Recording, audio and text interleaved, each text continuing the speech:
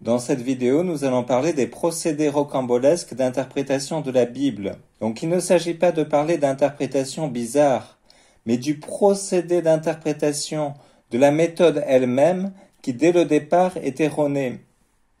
Donc parmi ces procédés rocambolesques, à ma connaissance, le plus utilisé est intitulé le code secret de la Bible. Par ce code secret, l'on est arrivé à retrouver quantité de choses dans la Bible.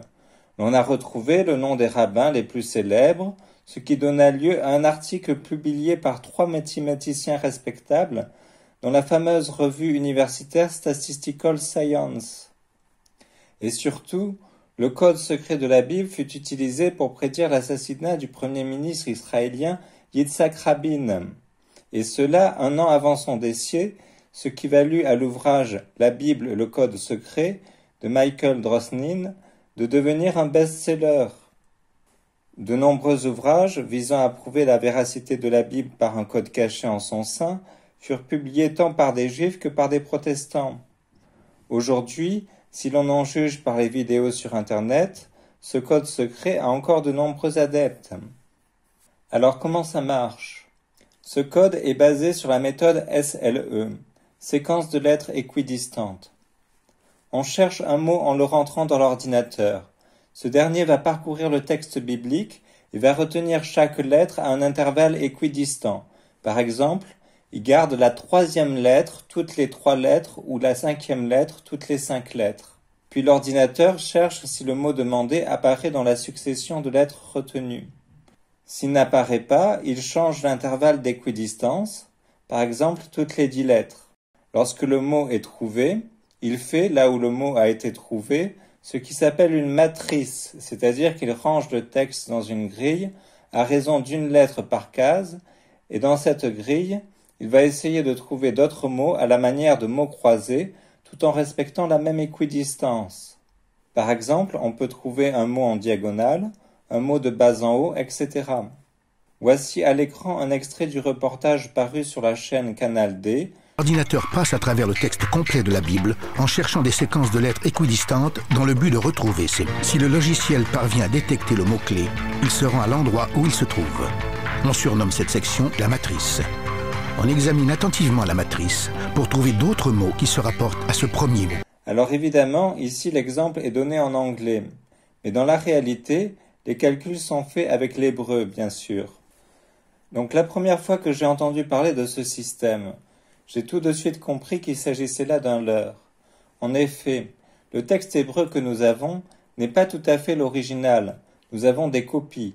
Ces copies correspondent, mais il y a toutefois quelques changements très mineurs, comme l'orthographe d'un nom qui n'est pas tout à fait le même, ou bien un pluriel au lieu d'un singulier.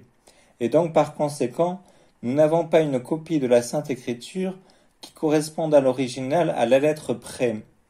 Or, ce système de code secret présuppose que nous ayons le texte à la lettre près, car s'il y a une lettre de plus ou de moins dans tel passage, c'est toute la suite qui est décalée. D'autre part, ce système revient à utiliser tellement de combinaisons et possibilités, qu'évidemment, on arrive dans un texte assez long à tirer n'importe quelle grille de mots croisés. Alors qu'en est-il de la prédiction de l'assassinat d'Yitzhak Rabin? Eh bien, il faut voir aussi qu'il y a eu de nombreuses prophéties à partir du code secret, prophéties qui se sont avérées fausses. Il s'agit donc d'une coïncidence pour un événement pas si improbable que ça, lorsqu'on connaît le contexte géopolitique. Du reste, Michael Drosnin, donc je rappelle celui qui écrivait élogieusement sur cette prophétie dans son best-seller, promit de rendre les armes si l'on trouvait la même prédiction dans le roman du 19e, Moby Dick. Brendan Mackay, mathématicien et professeur d'informatique à l'Université nationale australienne, releva le défi. Non seulement il trouva prédit l'assassinat d'Yitzhak Rabin, mais encore l'assassinat d'Indira Gandhi, de Martin Luther King, de John Kennedy, avec énormément de circonstances. Michael Drosnin ne changea pas d'avis, et certains seraient allés jusqu'à prétendre que donc le roman Moby Dick était inspiré. De même, avec ce code appliqué à la Bible, on peut trouver aussi bien des blasphèmes. Enfin, un procédé semblable a été appliqué par Rachel Khalifa au Coran, qui, devinez quoi, a retrouvé son propre nom dans le Coran et a découvert qu'il était un messager de Dieu. C'est vraisemblablement pour cette raison qu'il fut assassiné en 1990. Voilà, alors pour ceux qui souhaitent aller plus loin, je les renvoie aux études de Brendan McKay, qui a consacré une grande partie de sa vie à la réfutation des divers articles scientifiques qui avaient été écrits en faveur de ce code secret de la Bible. Un autre procédé rocambolesque consiste à raisonner à partir du français et non à partir de la langue originale, comme généralement l'hébreu pour l'Ancien Testament et le grec pour le Nouveau. Voici par exemple un extrait citation de la vidéo postée par la chaîne Mysteria, Pi et le nombre d'or dans la Bible. Vidéo qui a fait pratiquement 1 million de vues et qui, après nous avoir raconté la pêche miraculeuse, donc l'immersion des poissons, nous dit que Simon-Pierre est l'anagramme d'immersion Pi. Je vous rappelle que c'est un certain Simon-Pierre qui a sorti ses 153 poissons de l'eau. C'est à partir de ce 153 qu'on a pu trouver le nombre pi et que sortir de l'eau, ça s'appelle une émersion. Eh bien Simon-Pierre, c'est l'anagramme de émersion pi. Donc Simon-Pierre est l'anagramme d'immersion Pi. Pour un exégète, ça ne saurait dire quelque chose, puisque nous sommes en français. Mais ce passage-là a été révélé en grec, et en grec Simon-Pierre se dit Simon Petros. L'anagramme ne marche donc pas. D'autre part, s'il fonctionnait, il est naturel qu'il y ait des anagrammes ici ou là. Par exemple, Niche est l'anagramme de chien, Gérant l'anagramme d'argent, Pirate l'anagramme de patrie et d'étripas, Soigneur celui de guérison, et encore de nombreuses expressions qui donnent un anagramme d'autres expressions révélatrices, comme question sans réponse, enquêtant sans espoir.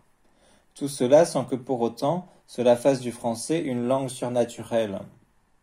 On retrouve un autre procédé erroné dans la même vidéo qui, après nous avoir montré l'importance du chiffre 234 quant au chiffre 666, décompose ce chiffre par la multiplication 13 fois 18 et remarque que le chiffre de la bête se trouve au chapitre 13, verset 18 de l'Apocalypse.